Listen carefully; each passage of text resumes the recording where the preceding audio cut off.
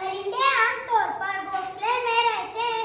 यह अपना घोंसला बनाने में बहुत मेहनत करते हैं। बाज परिंदे तो इतना खूबसूरत घोंसला बनाते हैं, देखकर ताज्जुब होता है। इनमें सबसे ज्यादा कारीगरी से बनाया हुआ घोंसला भैया का होता है। भैया एक छोटा सा परिंदा है। बच्चों जरा सोचो, इन खूबसूरत परिंदों के बगैर ये दुनिया कैसी लगती है। नाचता मोर को, कोती कोयल, बोलते तोता मैना, पानी में तैरते बतखे, हवा में उड़ता कबूतर और चहकती चिड़िया देखकर कितना मजा आता है। ये परिंदे हमारे माहौल को खुशगवार बनाते हैं। हमारा फर्ज है कि हम इन